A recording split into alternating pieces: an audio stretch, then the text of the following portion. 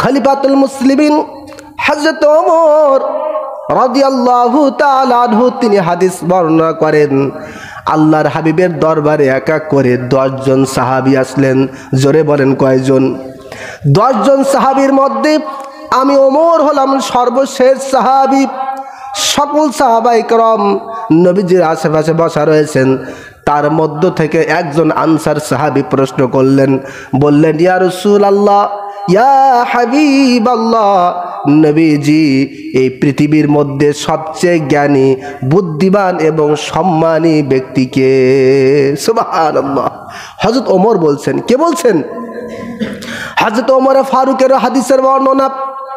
সাহাবী প্রশ্ন করলেন, ইয়া রাসূলুল্লাহ, ইয়া হাবিবাল্লাহ, এই পৃথিবীর মধ্যে বহু মানুষ আছে না নাই?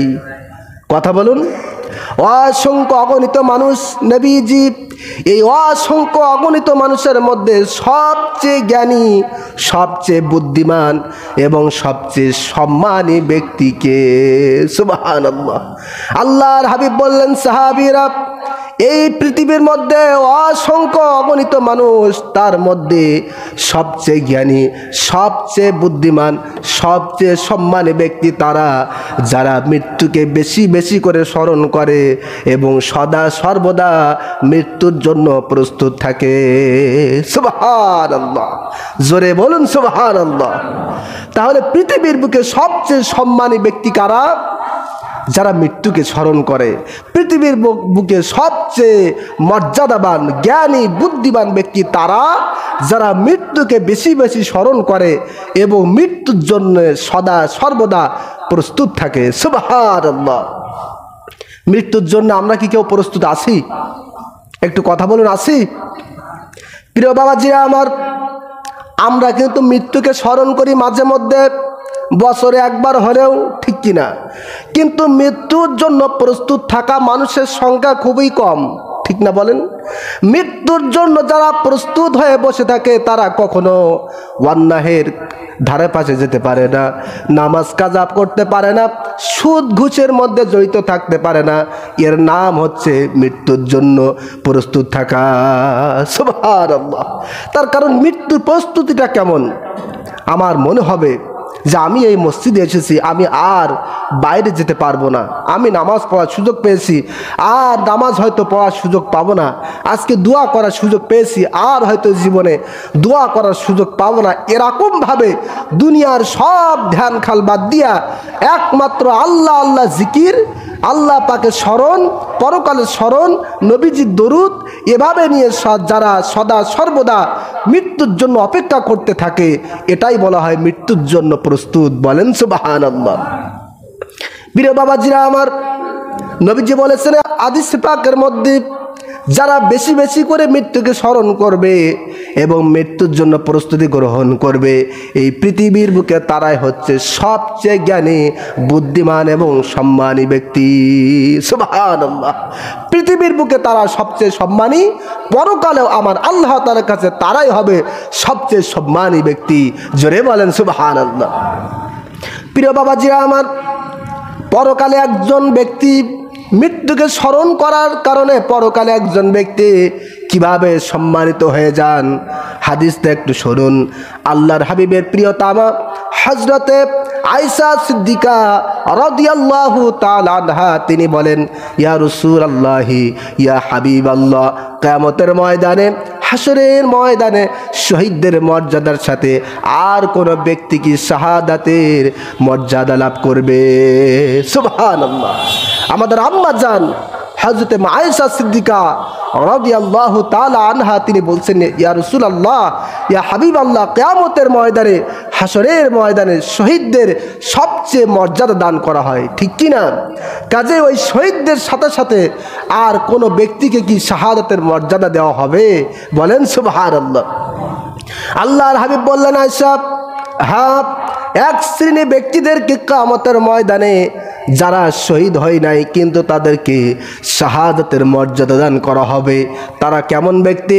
আল্লাহর হাবিব বললেন, রে আয়েশা, এই পৃথিবীর বুকে যারা দিন ও রাত মিলে 20 বার করে মৃত্যুকে স্মরণ করবে, আল্লাহ রব্বুল আলামিন কিয়ামতের ময়দানে তাদেরকে কঠিন হাসরের ময়দানে শাহাদাতের মর্যাদা দান করে দিবেন। সুবহানাল্লাহ।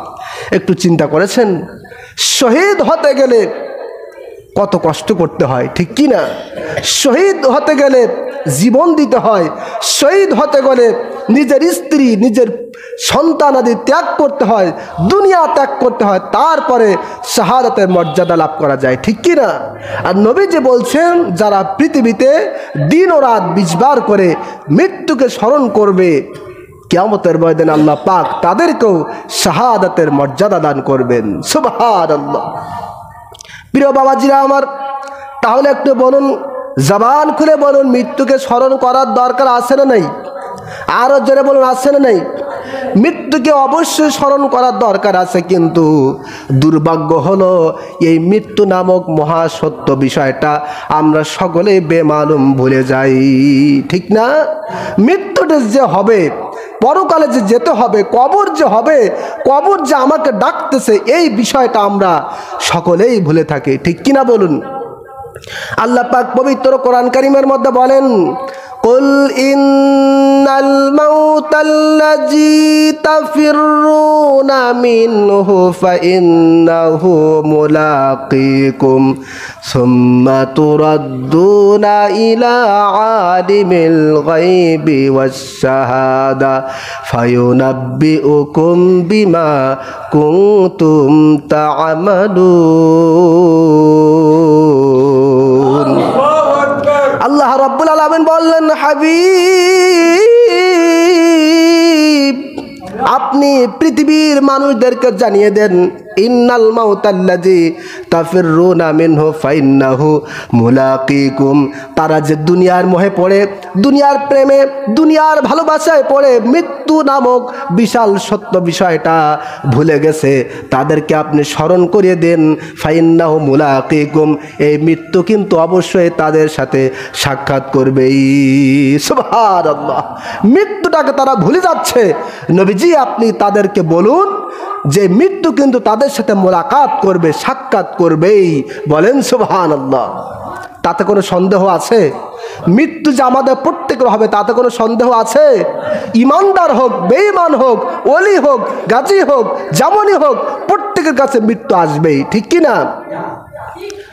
প্যারা হাজিরিন, আল্লাহ রাব্বুল আলামিন বলেন, সুম্মা তুরাদ্দুনা ইলা আলিমিল গায়বি ওয়াশ শাহাদা ফায়ুনাব্বিউকুম বিমা কুনতুম তা'মালুন, অতঃপর অদৃশ্য জগতের মহাজ্ঞানী আল্লাহ রাব্বুল আলামিনের দরবারে তোমাদেরকে যেতে হবে। সুবহানাল্লাহ। মৃত্যু হওয়ার পরে কার কাছে যেতে হয়?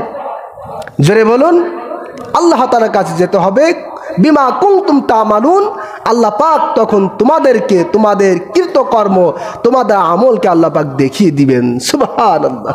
আমি ভালো না খারাপ, আমার আমল ভালো না খারাপ, দেখাবেন কে? আল্লাহ পাক। না দেখিয়ে কাউকে জাহান্নামে দেবে না, বরং আগে আপনার আমার হিসাব আল্লাহ পাক বুঝিয়ে দিবেন, তারপরে জাহান্নাম এবং জান্নাতের কথা, ঠিক কিনা বলুন? প্যারা বাবাজিরা আমার, প্রিয় ভাইরা আমার, এই মৃত্যুকে আমরা যতই ভুলি না কেন, মৃত্যু কিন্তু অবশ্যই আমাদের কাছে আসবে, আমাদেরকে ধরেই ফেলবে। কিন্তু পৃথিবীর বুকে এমনও মানুষ রয়েছে যারা মৃত্যুকে ভুলে তো যায়, বরং মৃত্যুকে অবজ্ঞা করে দুনিয়ার জমিনের মধ্যে বড়ত্ব করে বেড়ায়, ঠিক কি না? এই মৃত্যুকে বড়ত্ব দেখিয়েছিল ফেরাউন, হামান, নমরুদ, এবং পরকালে আল্লাহর জান্নাতে যাওয়ার প্রয়োজন হবে না বলে এই পৃথিবীর বুকে সাদ্দাত নামক এক ব্যক্তি জান্নাত নির্মাণ করেছিলেন, ঠিক কিনা বলুন? কিন্তু ভাগ্যের কি নির্মম ইতিহাস, সেই দুনিয়ার জান্নাতে যাওয়ার আগেই সাদ্দাতকে আল্লাহ পাক মৃত্যুর কোলে ঢলিয়ে দিয়েছিলেন, ঠিক কিনা বলুন? আজকে পৃথিবীর বুকে লক্ষ্য করলে দেখা যায় এই সাদ্দাদের কিছু উত্তরসূরি আছে যারা মৃত্যুকে ভুলে যায়, বেমালুম ভুলে যায়। পৃথিবীর বুকে দুনিয়াকে এত বেশি ভালোবাসে যে মৃত্যুকে ভুলে যে সুদ ঘুষ জেনা ব্যভিচার করতে করতে অন্যায় পাপাচার করে ফেলে এবং হারামের সম্পদ পাহাড় তৈরি করে ফেলে এবং অপরদিকে মৃত্যুকে তারা বেমালুম ভুলে যায়, ঠিক কিনা বলুন? সম্মানিত হাজিরিন, মৃত্যুকে ভুলে আমরা যেখানে যাই না কেন, আল্লাহ রাব্বুল আলামিন পবিত্র কোরআন কারীমের মধ্যে বলেন, আইনামা তাকুনু ইউদরিকুমুল মাউত।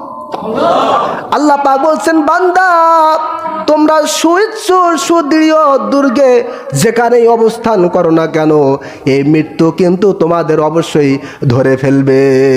সুবহানাল্লাহ। কোন ব্যক্তি যদি লোহার সিন্ধুকের মধ্যে অবস্থান করে, আজরাইল কি সেখানে যেতে পারবে না? আপনার কি মনে হয় আজরাইল যাওয়ার শক্তি নাই? প্যারা বাবাজিরা আমার, এর জন্য আল্লাহর হাবিব হযরত ওমর রাদিয়াল্লাহু তাআলা আনহুর কাঁধে ধরে বলেছেন, ওমর কুম ফিদ দুনিয়া কান্নাকা গরিবুন আও আবিরুস সাবিল। হে ওমর, এই পৃথিবীতে তুমি বসবাস করবে পথ অতিক্রমকারী মুসাফিরের বেশে। সুবহানাল্লাহ। কিসের বেশে? একটু জেরে বলুন, কিসের বেশে? মুসাফিরের বেশে, পথ অতিক্রমকারী মুসাফিরের বেশে। আপনি যদি এখান থেকে ঢাকাতে যান, ঢাকা থেকে আপনি বাড়িতে আসবেন, যতক্ষণ পর্যন্ত আপনি ঢাকাতে থাকবেন সেটা হচ্ছে আপনার অস্থায়ী জায়গা, আপনি হলেন মুসাফির, ঠিক কিনা বলুন? ঠিক পৃথিবীটাও সেরকম। আপনি আমি এসেছি, কিছুদিন এখানে থাকবো, নির্দিষ্ট হায়াত শেষ হয়ে গেলে যেতে হবে কোথায়? কবরে। তাহলে এটা মুসাফিরখানা না? এই পৃথিবীটা হচ্ছে মুসাফিরখানা। এই জন্য জগৎ বিখ্যাত আলিম হযরতে ইব্রাহিম বিন আদহাম তিনি তার জীবনটাকে পরিবর্তন করেছেন মৃত্যুর থেকে উপদেশ নিয়ে। সুবহানাল্লাহ।